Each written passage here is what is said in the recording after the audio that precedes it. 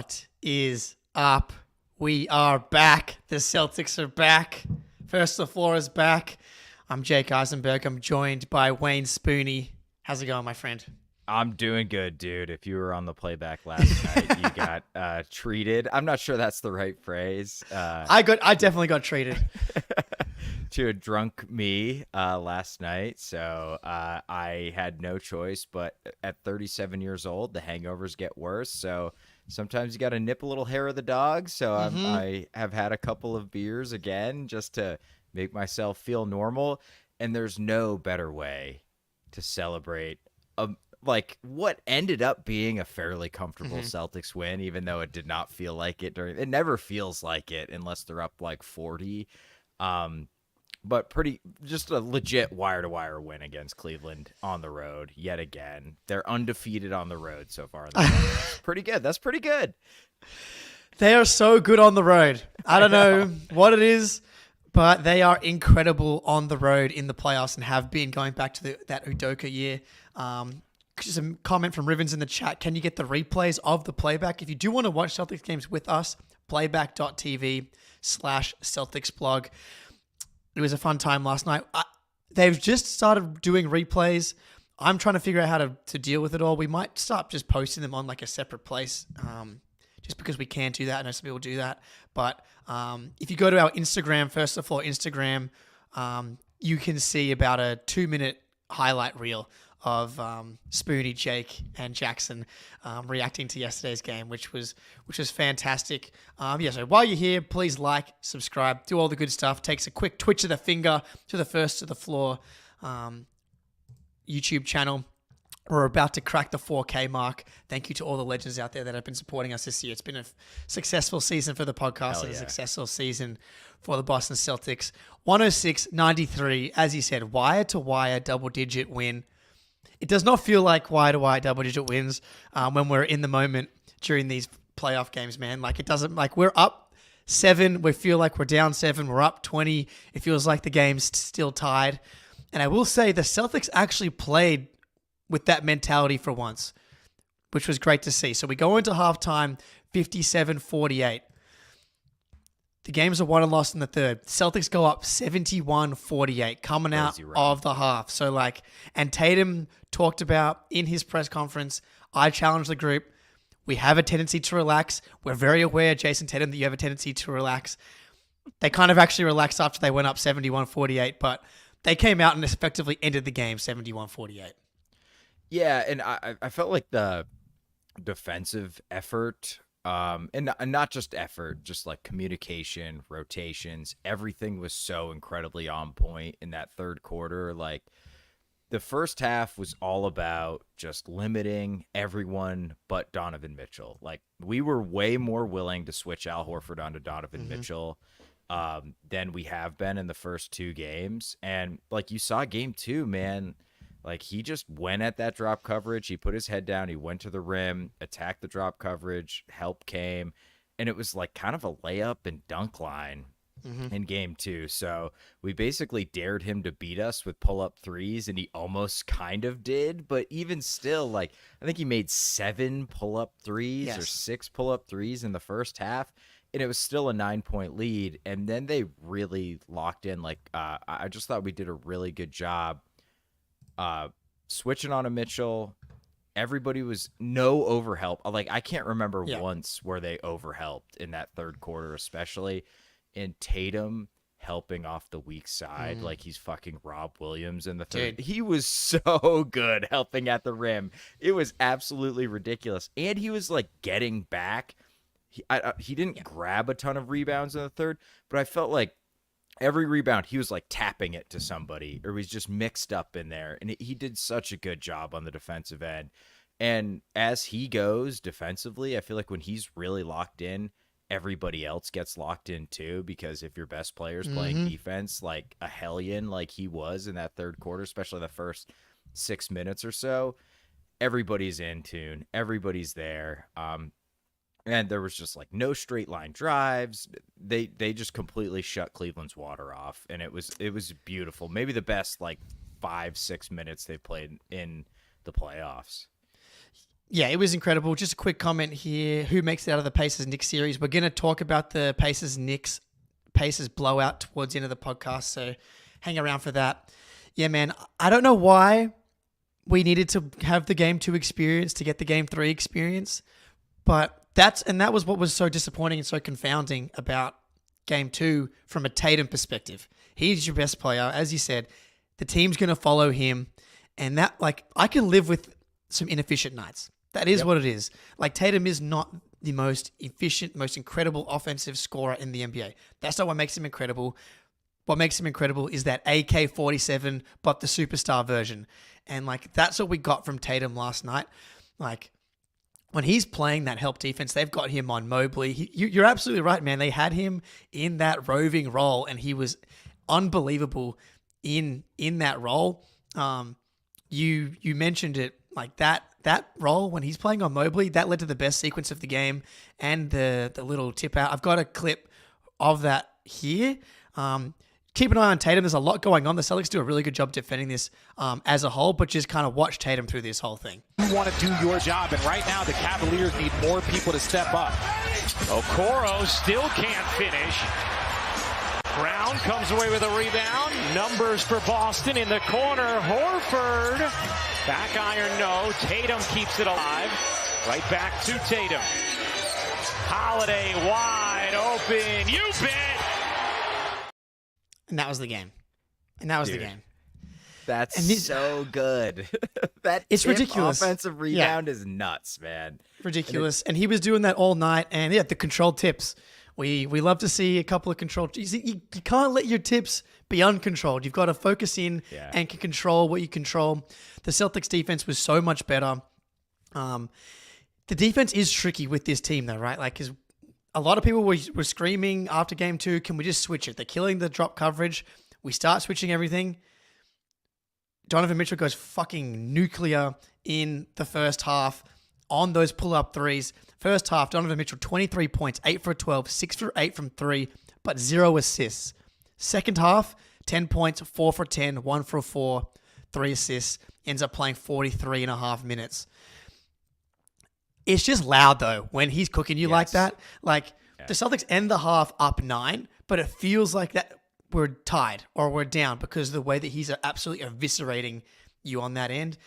And Horford's looking old. To be fair, he snatched House's ankles in a way that he didn't even snatch Horford's, man. Like, Sammy was like doing Twister on the ground there. Like, it was a tough look for Sam, and like tough look for Sam in this series, which we'll touch on a little bit later as well. But defensively, they didn't overreact, and this is what's so hard, I think, as a fan. It's like, we got to send help. We got to send help. Like, we got to mix it up, and we're like kind of freaking out. We spend the whole halftime thinking about what we can do. We didn't change too much coming out of halftime, but then towards the end of the half, end of the fourth quarter, we start hedging more, a couple of traps. You start throwing some different coverages at him, and it's like if you start doing that in the second quarter, these guys are so fucking good. They're going to become comfortable with these coverages, and then by the time you get to the fourth quarter, he's gonna see what's coming, and then start picking you apart in a way that he did in the second game. So I love the way they held on. It's like Jon Snow or Braveheart, you know. It's like hold, and like it's like you want to go, you want to change it up, but it's like we can withstand this. We can withstand this. He's not going to go 12 for 16, probably. Even his most incredible nights, he's never been that. He's not a reality bender, to quote Joe Tiddy. He's an incredible player, but he's not a reality bender. He's not from another planet. He will cool off, and he did cool off. And I loved the way they held the fort. Yeah, I mean, Mitchell shot 35% on pull-up threes this year. You know what I mean? Like, and we know Mazzulla's like a math guy. He's playing the math. It's like, okay, he went 6 for 8 in the first half. He's probably not going to do that in the second half.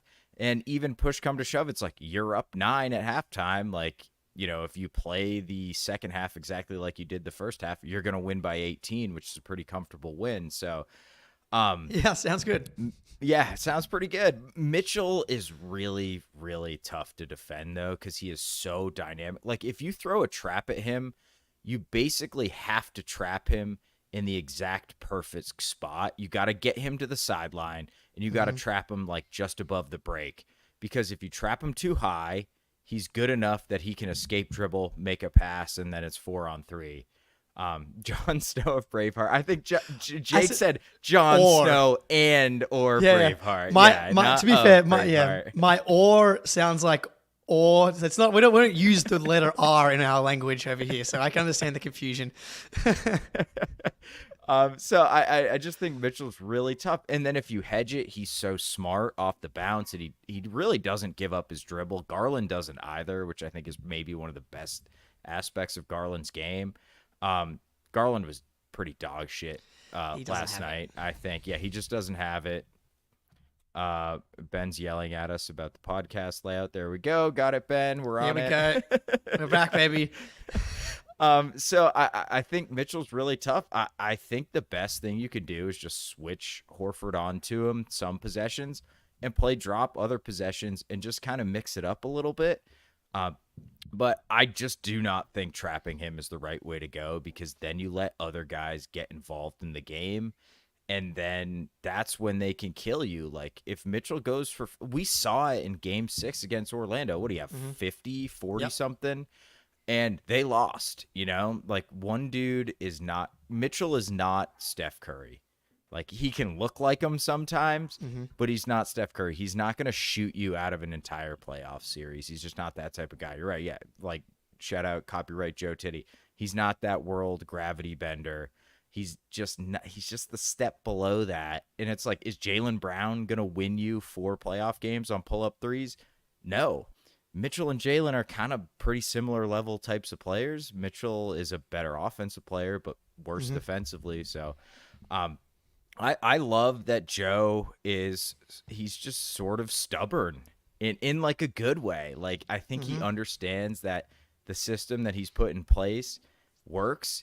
It's going to work, even if Donovan Mitchell is really hot from 3. I think the problem is if you let Garland get hot.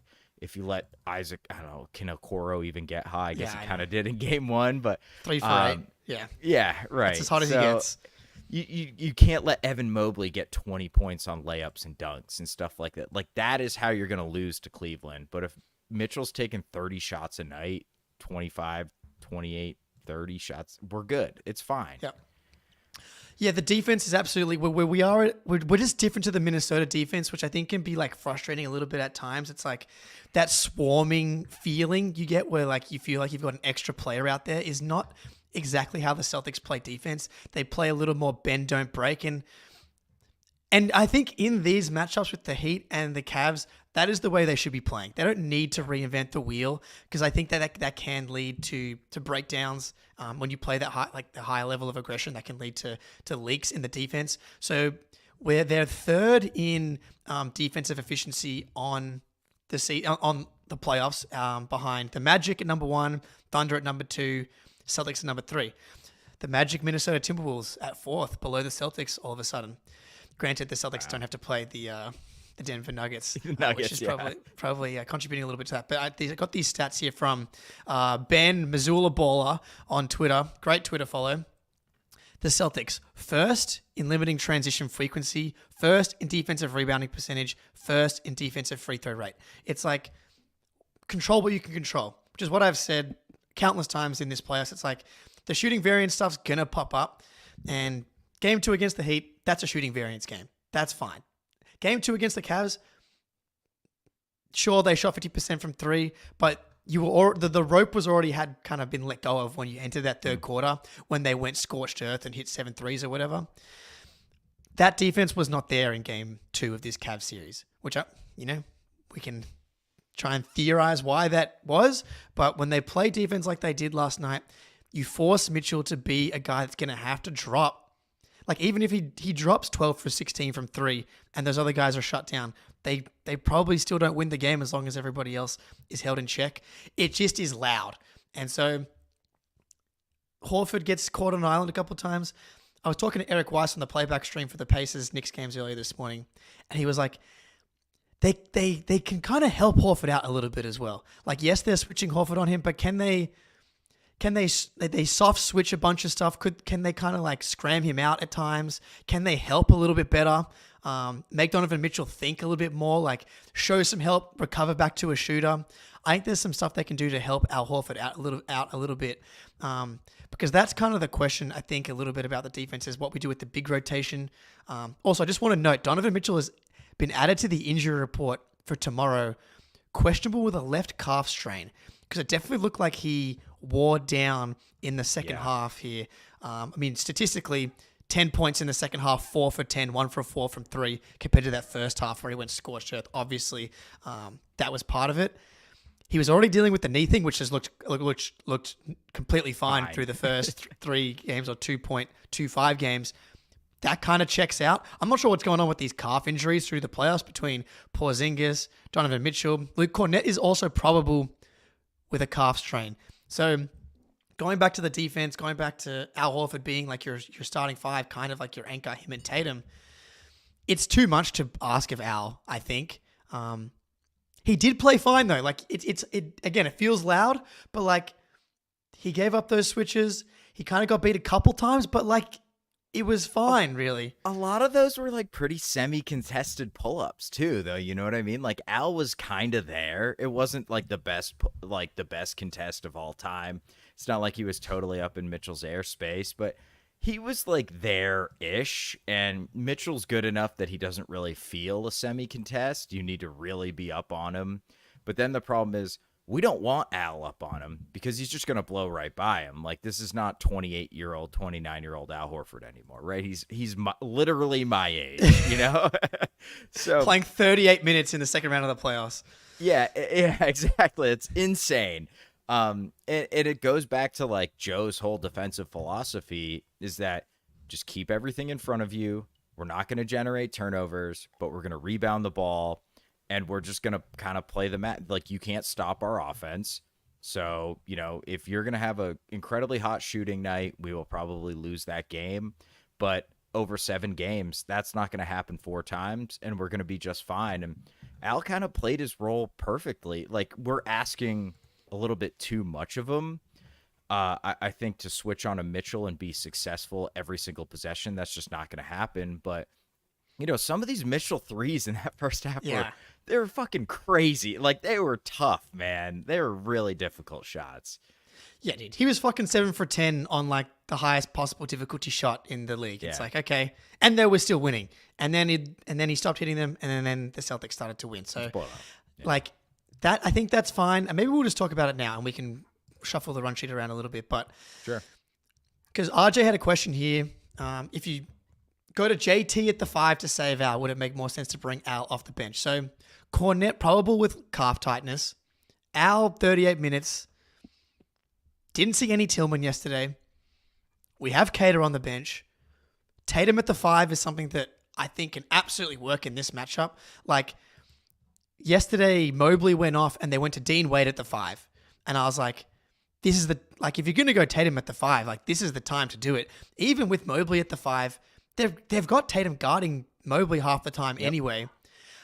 I do think that they should try it. I'm torn because it's like, well, they're winning these games anyway. So whatever. I guess we're only 2-1. We feel a lot better now that we're a game removed from that game 2 game. But I think we're pretty confident in the way that we match up with this team. Do you think we see more Tillman? Do we need to kind of reinvent the wheel here?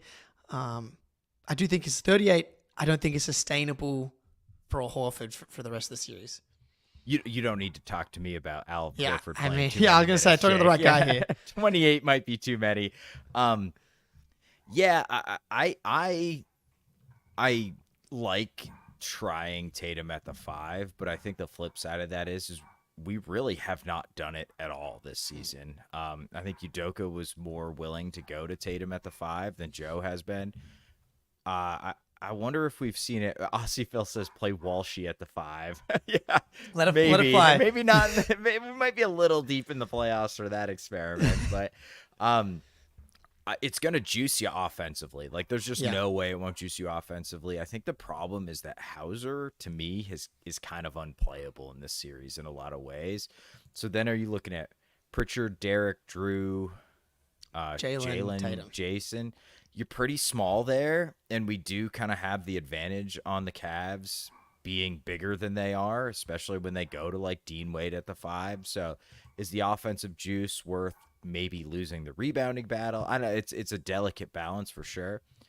I think the move is just play Tillman a little bit more. Like what's going on with Tillman? Yeah, I don't know. I didn't think he was bad in game 2 when he got some minutes either. He might be just kind of out of shape because he had that injury for a while when we traded for him and he didn't really play, and he has not got game minutes, and playoff minutes are so different than regular season minutes, and it's way more different than like playing yourself into shape in practice and things like that. So I wonder if Joe just doesn't really trust him to play like a decent amount of minutes, especially against a team where he's going to have to switch on to Garland and Mitchell, because that's his value, is that he can switch. So, and he also like killed me in game 2 with not putting up layup. Like that dude would not shoot even when he was open around the rim. And we're push come to shove, we're an offensive team for the most part, right? Like we had the best offense of all time per offensive rating this year. And you can't submarine the offense with somebody. I'm not sure that's worth it. Which brings you back to like then play Tatum at the 5 because the offense is going to be awesome. So I think it's a difficult balance that Joe's got to make, especially if Cornette's not going to be able to play. I wonder if I think he's just going to probably ride Al for 35 plus for the rest of the series. I think that's what's going to happen. It's tricky. Yeah, because I mean, Al ends up going 0 for 6 yesterday anyway from 3. Tillman in game 2, they went to an Al Tillman lineup, which worked really well. And that was like one of the best stretches of game 2 because there was not a lot to pick from. He played 7 minutes in that first half. He looked cooked by the end of that stretch. And then we only saw 4 more minutes in the second half. So I think that's part of it. But you don't need a ton of minutes. And I do think that like if we put Tillman out there instead of Al, it's going to look defensively pretty much the same. I don't think Tillman's going to be able to defend Donovan Mitchell on a switch any better than Al is. Like Donovan Mitchell's going to be able to shoot over the top of Xavier Tillman in the exact same way that he was over at Horford. But that's fine. If the defense is pretty much the same, then go for it. I do think offensively it's okay to have the one guy out there that can't shoot. Joe is obsessed with it, and like I mean, why not? Obviously, like it's been a game changer. But look, you had Cornette in there, and I know Tillman's not the same level of vertical threat that Tillman is. Tatum had, Dean Wade on the perimeter. He cooks him, gets downhill, hits the lob to Cornette. I think at least in the first half, like I think you start the game with Al at the 5, obviously, because that's going to be when he's at his freshest. Do you do the first sub is Cornette, and then the second one is Tillman, and that's where you try and buy Horford that rest, and then maybe another, and then Cornette buys you a little bit more rest in that second half. Just can you get him into like the 33-minute range? Yeah. I'm not sure if the 3-point shooting is tied directly to the legs because he was 3 for 7 in the game before. Obviously, didn't play as many minutes. Cater we have on the bench. I can't believe I'm the one saying it. No way, Jake. Come on. I can't believe I'm the one. No. What are we gonna do? What's he gonna do? Who's gonna get defense? Who's gonna get happen? Yeah. I'd rather go Brissy at the 5, and then I feel more comfortable switching everything there. Yeah, agreed. Real quick, DJ Daniel, he says in the chat, if Al's not making threes, there's no difference between Al and O'Shea or Tillman. Al gets guarded, and that is the most important thing for us, is Al takes defenders out to the corner when he's standing there, and Tillman and Brissett will not. They'll just plop Evan Mobley on whoever that guy is, whether it's Tillman or it's Brissett, and Evan Mobley's just going to be at the rim every single time we drive. That kind of happened in game 2. I felt like we should have involved Al more in the offensive scheme. Yeah. So, Aussie Phil, sadly, Yabu isn't walking through that door. Yeah, dude, I'm on team fucking give him the 15th roster spot. Yabu's been hooping for Barcelona, bro. But yeah, I think, like I said, man, without KP and maybe to mix up the run sheet a little bit more, I feel like we miss KP more than I was expecting in this series. Like Al shooting 22% from 3 against the Cavs. And KP's just such a gunner. Like, you can kind of help off of Al, and his shot's slower, and he doesn't shoot from like KP is shooting like 28 and 29 30-footers, dude. Like he really stretches the defense in a way that Horford does not. Are you surprised? Are you surprised how much we miss him? Do you think we miss him? A little bit. I'm a little bit surprised how much we miss him. I also wonder if we're going to change our minds if we just win the next 2 games. It's like, did we actually miss him that much, or did we just? Because we do clearly miss him. And when I was like, the Celtics can make the finals without KP, that's not to say that making the finals will be easy without KP. You're going to end up losing extra game or 2 per series without Porzingis. Yeah, it's just when you talk about it, it's like, oh yeah, we'll be fine. Broadly, we'll be fine. But then, like after game 1 as well, I was like, how did we feel like we missed KP that much? Because Cornette was so good protecting the rim in game 1. It feels like they've kind of figured him out in a way that I wasn't sure they were going to after that game 1. And if he's not going to be as effective defensively, then obviously then you really start to feel the difference between him and KP, because he's not giving you anything close to what you're missing on the other end. So I guess yes and no. I don't know. I'm both yes, but you can just feel it. You can just feel it. It's like, yeah, man, it'd be really nice to have, because the whole last 10 minutes we've been talking about the Tillman, Prissy, Tatum at the 5. That's just not a question. It's not something we have to even talk about because we have KP, and we don't have the KP Horford double big lineup. There's so much different. Like the team is so different with or without KP. The team is pretty much the same as the last 2 years, where it's like the only difference is you're replacing Marcus with Jrue, and like you could probably make the argument that up until last night that Marcus is better than Jrue, at least for the playoffs. So, and what's the story of the Celtics in the last 2 years in the playoffs? They tend to extend these series a little longer than they probably should. So it kind of actually makes sense, but I know he's been in Cleveland. Does that mean anything, or is that just the fact that he wants to be with the team? I think it's probably just he wants to be with the team, but I don't know. If this goes 7, he's playing game 7 without a doubt. I would say so for sure. But I think we'll probably monitor if we were down like 3-2 going to game 6. Maybe he plays game 6. I don't think that's going to happen. But he's there. You never know, man. Like it makes me think like, oh, wow. But right. I don't think he's going to play. Yeah, we got to get into prize picks, don't we? There we go. So before we get into the prize picks, while with the ads running, like, subscribe, get in there, boys and girls. Ad break. Listen in. Prize Picks is America's #1 fantasy sports app with more than 3 million members. It is the easiest and most exciting way to get in on the action while you watch your favorite sports and players. You just pick more or less on 2 or more player stats and watch the winnings roll in. March is over, but the biggest moments of college basketball tip off in the month of April. Be a part of the action on Prize Picks for both men's and women's college basketball. And get in on the playoff action and win up to 100 times your money on Prize Picks as you and the world's best players take the game to a new level during basketball's postseason. You can even make the play-in rounds seem interesting since we all know the Celtics won't be there. Quick withdrawals, easy gameplay, an enormous selection of players and stat types are what make Prize Picks the #1 fantasy sports app. Personally, I'm looking at Derek White more on points because they are criminally low, and we all know Derek White is going to come up big in the postseason. So download the app today and use code CLNS for a first deposit match up to $100. Download the app today and use code CLNS for a first deposit match up to $100. All right. Jayson Tatum. We got to talk about Tatum. Jayson Tatum. So obviously he's been a big story. He's been fucking copping slander left and right from everybody. And this was his best game of the playoffs, obviously. 33, 13, 6. The numbers don't quite do it justice. 11 for 25, ends up 44% from the field. 9 for 9 from the line. Yeah. 39. I know you loved that, Jake. I know you loved it. Yeah, dude. Beautiful. Not just the volume, but he fucking made the free throws. Thank God, dude. Unbelievable.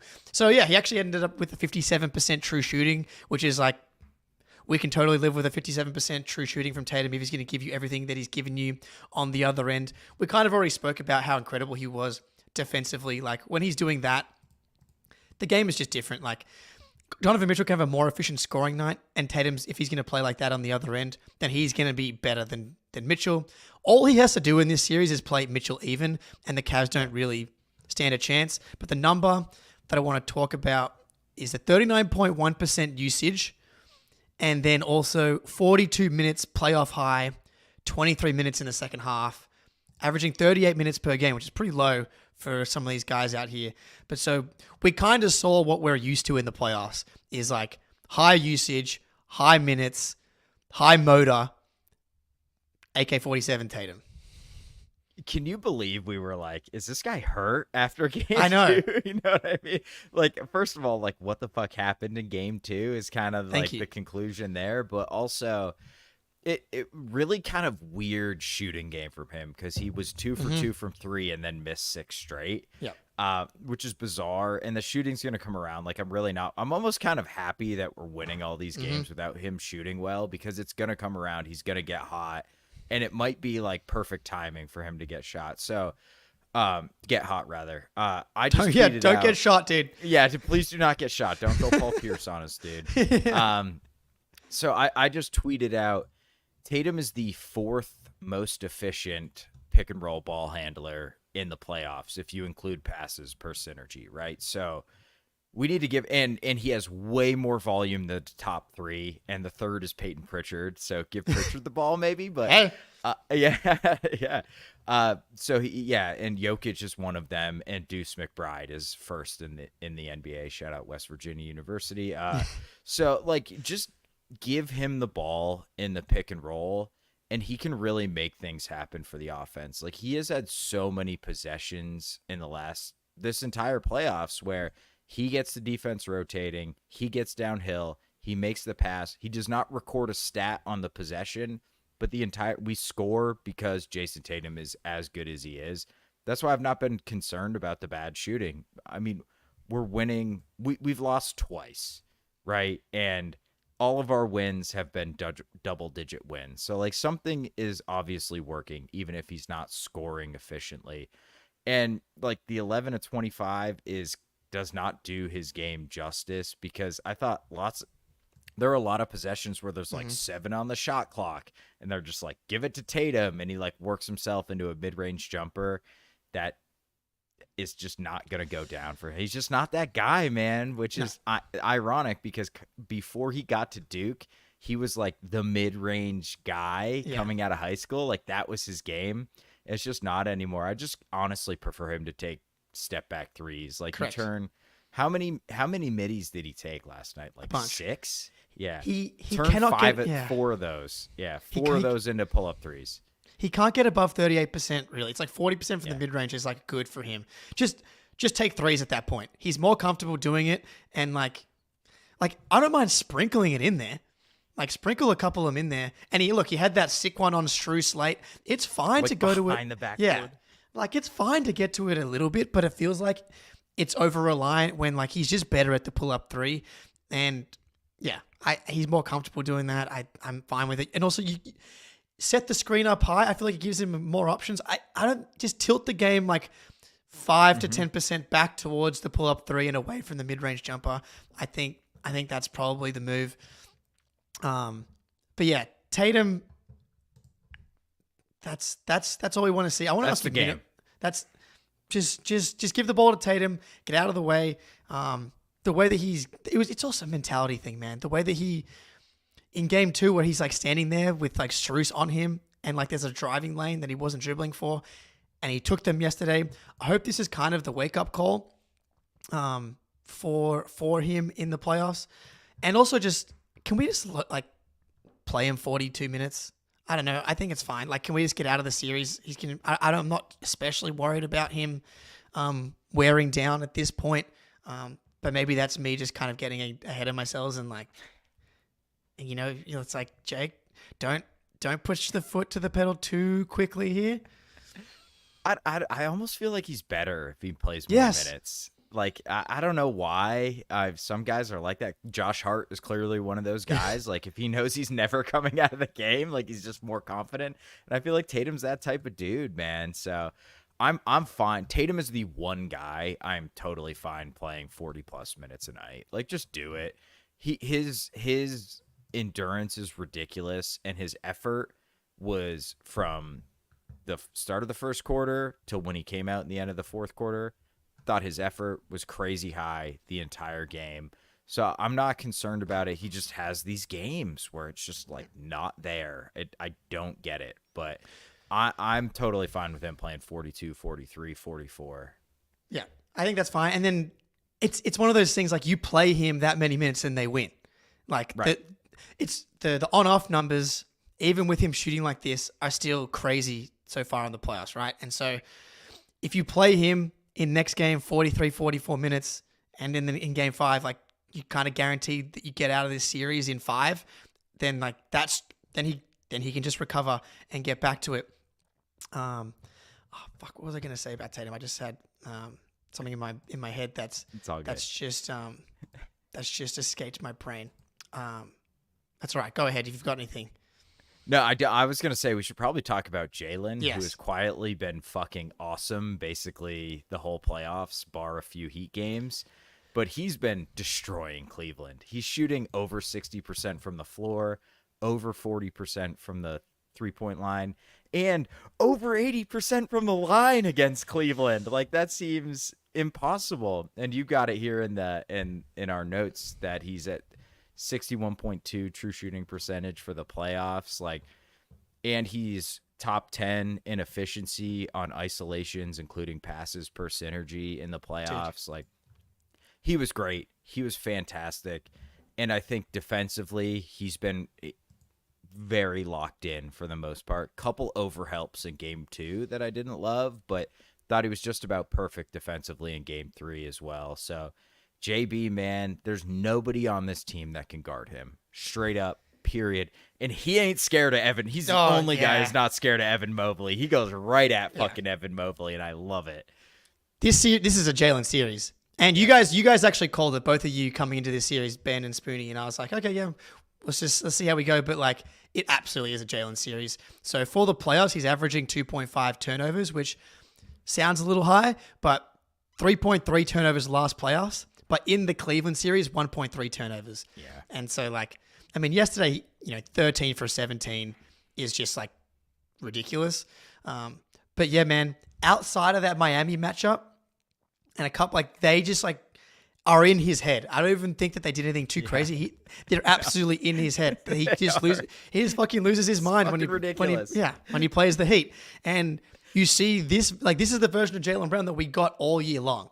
Like, the way that he gets into the paint now, he gets into the paint 2 feet. He had a beautiful play. Someone found him on a cut under the rim. Pump fake. Evan Mobley goes by. Layup. He gets into the paint 2 feet. Finds someone on a kick out. Like, how many times last playoffs is Jaylen just like driving into the paint, whether it's in transition or in the half court, leaves his feet, he's in trouble, turns around, throws it, turnover. That just doesn't happen anymore. Yep.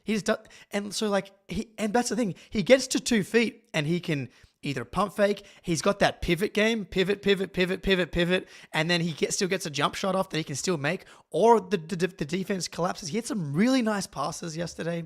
But just from an overall perspective in this playoffs, like, you get out of that Miami series, you look ahead to a Knicks or a Pacers matchup. It feels like only the Timberwolves that would be a team that's going to maybe bring that out of him. But I wonder how much of that is like is it a Miami thing? Because Jaylen was really good against the Timberwolves in both of those matchups. But Jaylen looks awesome. And then you think about the intangible stuff. I think everybody saw the clip yesterday of Jaylen mic'd up yesterday, standing next to Tatum. And he's like, stop letting them play with you, JT. You're a big deuce. You're a big deuce. And Tatum's just sitting there like nodding, getting ready to go. And Jaylen clearly has taken the leadership thing seriously. And I really got to pick the Eric Wise's brain in the playback stream earlier today. And you could just tell that Jaylen Brown has like read some books. Like he's tried to Jaylen Brown the leadership thing. Like, he made a comment yesterday like about leadership, about staying together. I'm like making sure everybody's locked into practice, making sure I'm touching everyone. I'm like, and Eric's like, that's definitely a leadership thing where like the physical touch, the actual physical touch of leadership. He's read that on chapter 3, physical touch, leadership, why it's important. And he's going around touching everyone's butts. And I'm like, yeah, keep touching butts, man. I'm loving the leadership from Jaylen Brown. That's what we want. We want Jaylen Brown touching butts. Always, and dude. Ass to throats. That's the move right there. Ass to throat. Game 4. Let's go, dude. Yeah, he's just been so fucking good, dude, and it's been awesome to see in this series. So I'm really happy for Jaylen because he works his fucking ass off. You know what I mean? He doesn't have sort of the natural feel for the game that some guys do at his level, and he has just worked himself into basically a borderline all NBA player, like through force of will, essentially. Like him and Tatum, we ran a horn set. Tatum got the ball. He hits Jaylen at like the free throw line, and Jaylen, just what you said, 2 feet in the paint, pivot, fall away, buries it right in the first quarter. And there's just not that many dudes that's an efficient shot for. There's like 5 of them in the NBA that's a good shot. But it's a goddamn great shot for Jaylen Brown, and it is a playoff type shot. Mm-hmm. You know what I mean? Like those shots are so valuable if you can just kind of generate offense out of a possession that's not gone nowhere, but not got you all the way to the rim or not got you an open 3. And Jaylen's kind of the master of that stuff now. And him attacking these guys in semi-transition, dude, it's just so good. Evan Mobley's just bouncing off him. Like he's launching into the stands and Jaylen just laying it up. It's absolutely insane. He is such a freak physically, dude. Yeah, this matchup is kind of perfect for him.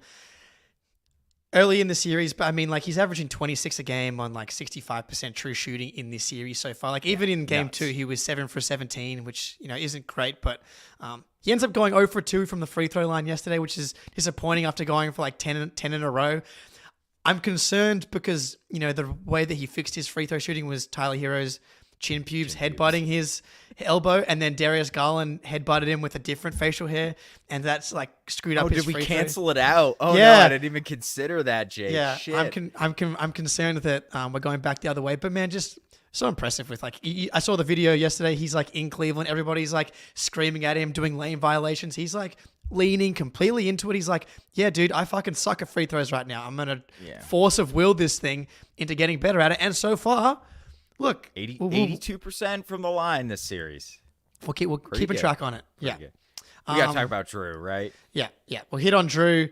Obviously, his best game of the fucking playoffs. I mean, 18-8-5. Yeah, 18-8-5, 1 turnover, 7 and 10 from the floor. Incredible in the first half. He hit that big nuts 3 to kind of push the lead out to 23 in the second half. Defense was excellent. So he's got, in this series, a 10-1 assist-to-turnover ratio. For the playoffs, which is that's fucking crazy. That's crazy. Yeah, it's absurd.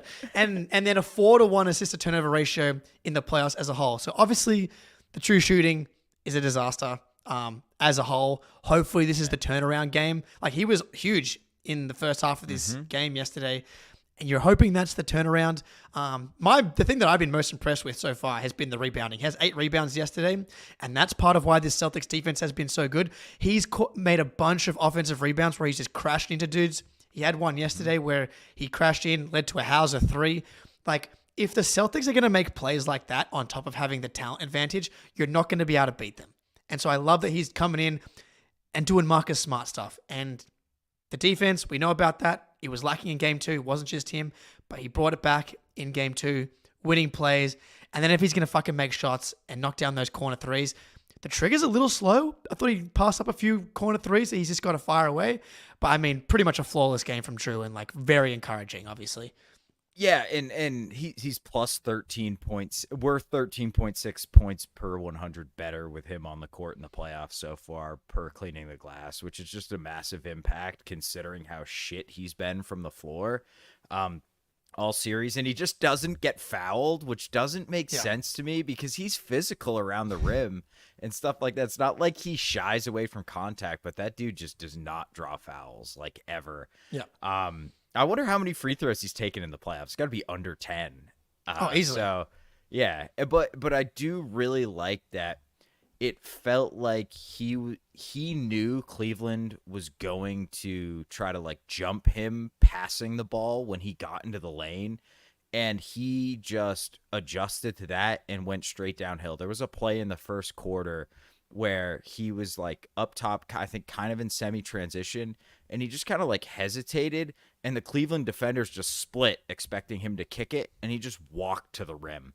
And if he can remain that locked in and that aggressive, I think that's what we need from him is like, don't let the misses affect how aggressive you are on the offensive end. And like, to your point, like, dude, let it go, man. You shot 60% on the corners. Like, this is no, Joe Mazzulla keeps saying it. It's no different than the regular season, which is bullshit. That's a classic Mazzulla-ism. It's just like fake news shit from Joe, but that's what he does.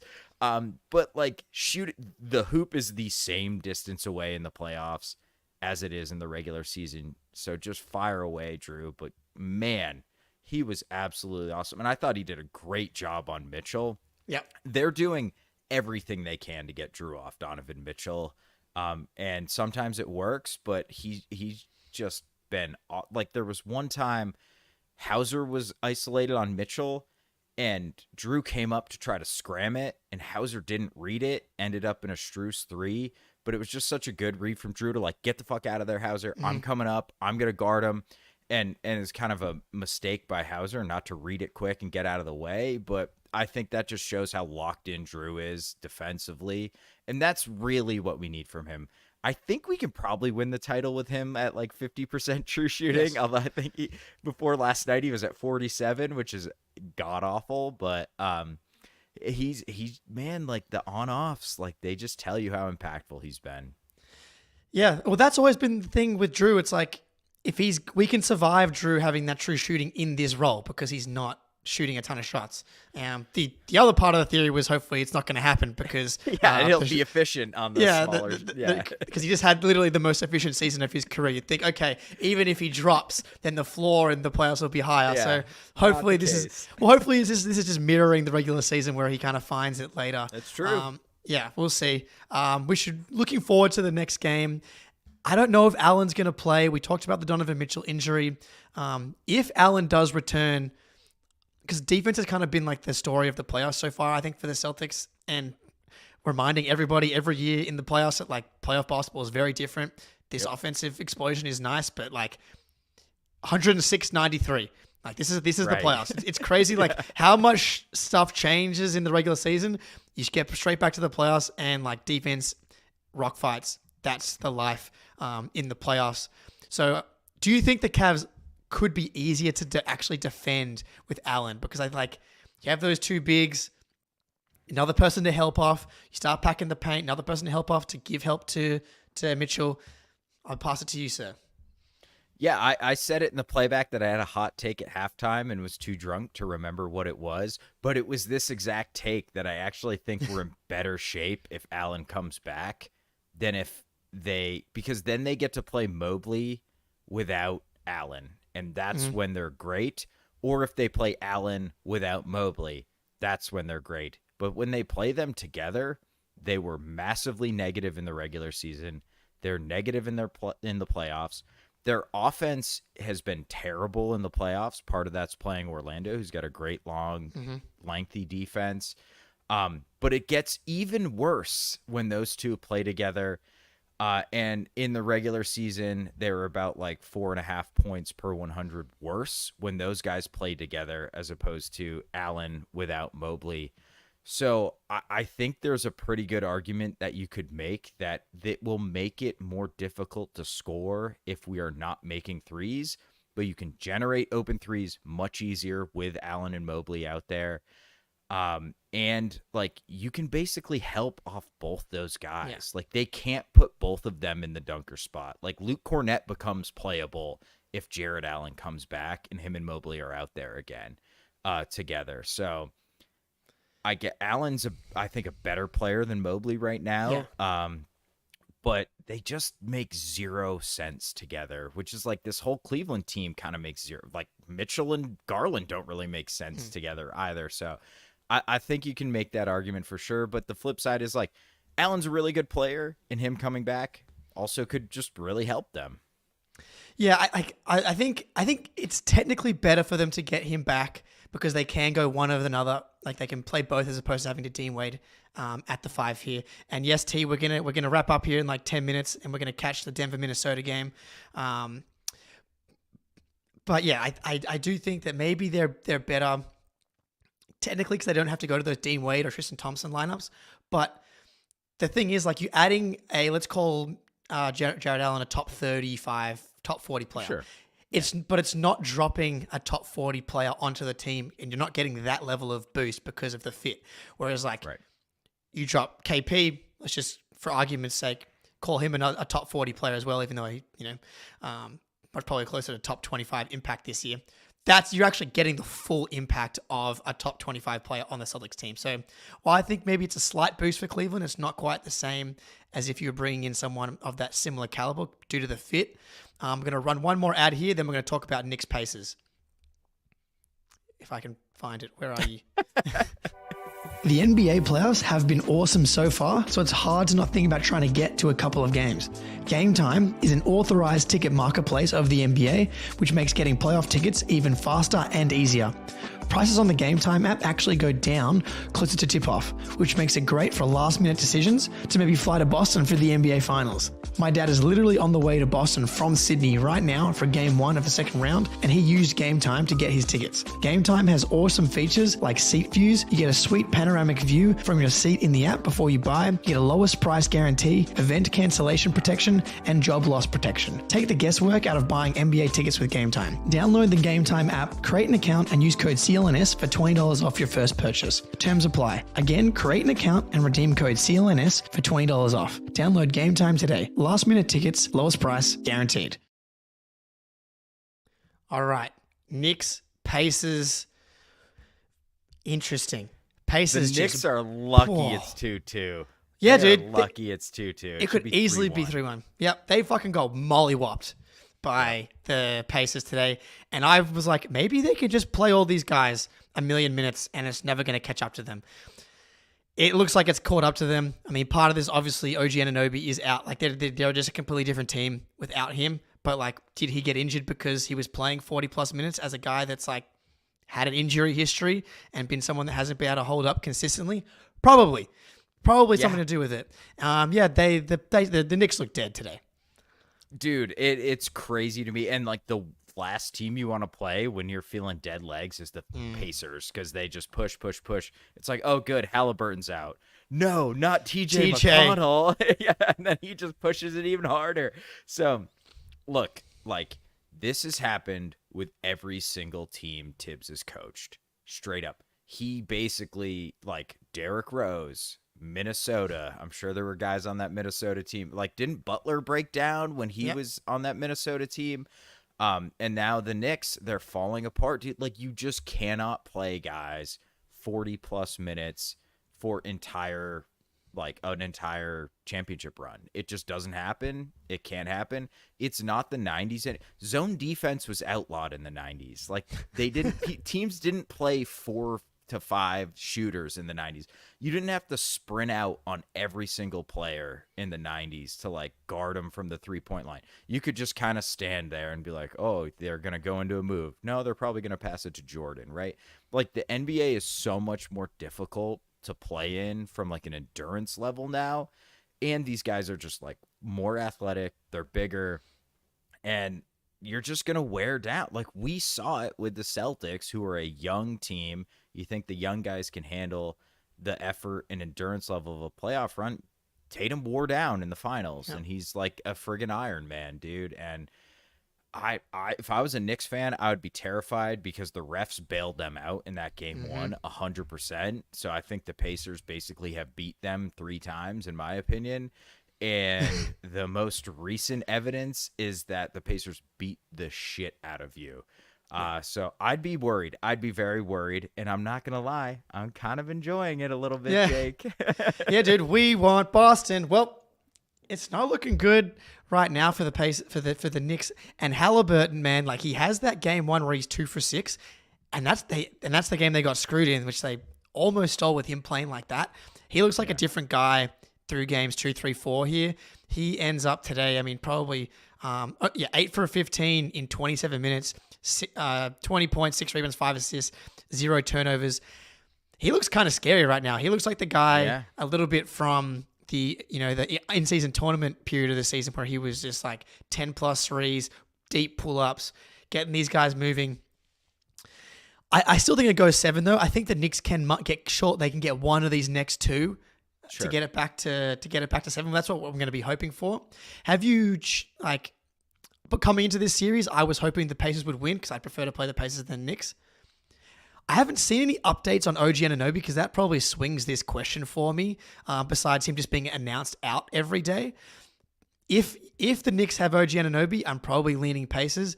If the Knicks don't have OG Anunoby, give me the Knicks. But at the same time, I'm not sure how the Knicks win this series if OG's out for the remainder. Yeah, dude. I mean, he's really important to them. I mean, he offensive, like they've asked him to kind of create a little bit in isolation, which he's not good at. But when the defense is toast without him, it's just not good enough at all. Yeah. Yeah, right. They're so small without him too, especially with Randall being hurt and Mitchell Robinson being hurt too. So they've definitely, surprise, surprise, a Tibbs team has a bunch of important players hurt. Wow, that's never happened before. But they're like it's DiVincenzo and Brunson on, as your 1-2. Like that's really small. And Hartenstein's like a good player, but he's also kind of slow-footed out on the perimeter. So, man, I think if OG's out for the rest of the series, I'm going Pacers in 7 because I think you're right. I think the Knicks, this is going 7 straight up, no matter what, whether he's back or not. I think it's definitely going to go 7.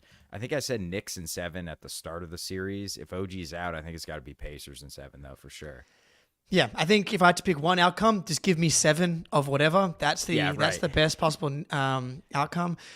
This question in the chat's right up your alley. Aaron Nesmith was the only bad trade Brad Stevens has made so far. He's been fantastic. Me and Eric Weiss were just, drooling over the progression of Aaron Nesmith. It's great to see, man. Like, we were both Aaron Nesmith guys. You were the Aaron Nesmith guy. Yes. And he wasn't bad with the Celtics. I'm just not sure he was going to be able to find this level with the Celtics. He got more of a chance than people remember. Like, he got enough minutes, but he was never going to be given the full level of freedom that he was given with Indiana. And that would be a fun subplot of the next round just because he's a psychopath and hates us so much. And dude, the Pacers and Celtics have played a ton of fun games in the last couple of years here. But not to get too ahead of ourselves, we've got to win 2 more games against Cleveland. But yeah, any other thoughts on Pacers Knicks? Real quick on Nesmith, like he needed to be empowered to make mistakes, and Udoka did not let him at all. Yeah. So he just lost all of his confidence with the Celtics, and then you see him go to Indy. They were going to be bad. They let him just play big minutes, make mistakes. Like when he got to play at that end of the 22 season, or the 21 season rather. Yes. He was really good in the second half of that season because he knew he was going to play, and he was confident. And I just feel like he's kind of a fragile confidence guy in a lot of ways. And Indy's like empowered him to make mistakes, and now he's confident and he's balling, dude. He's like a good defensive player, and he's making threes, and he's like electric going to the rim. Like he can fucking power his way to the rim, and he's super athletic. I love that dude. I hope he drops 40 on the Knicks in game 6. And then if we play the Pacers, I hope he shoots like 2% from the field. From a Schadenfreude perspective, the Knicks losing is easily the best outcome. The best. I mean, Neesmith's a psycho. He tried to with a full run up. Hartenstein was parked at the rim. He just tried to yam it right on Hartenstein and just had no chance. But I respect it, man. He is electric. And I do like it from that perspective. Not that I hate that I have to worry about it a tiny bit, but the Celtics, being motivated and engaged. Aaron Nesmith is kind of going to bring that out of them because of the way that he plays. He's going to be fucking barking at Tatum. He's going to be barking at everybody. Yeah, he's going to piss them off. And Tatum and Jaylen are going to go right back at him. So I think it's going to be a fun matchup regardless. Again, don't want to get too ahead of myself. We're up 2-1. We're not up 3-1 here. But yeah, Celtics tomorrow. We'll be back on playback.tv/Celtics blog to watch the game. And then we'll be doing instant reactions after the game. We'll be doing a late night tomorrow. just go win the game. Go play defense. Jayson Tatum, Please. 42 minutes.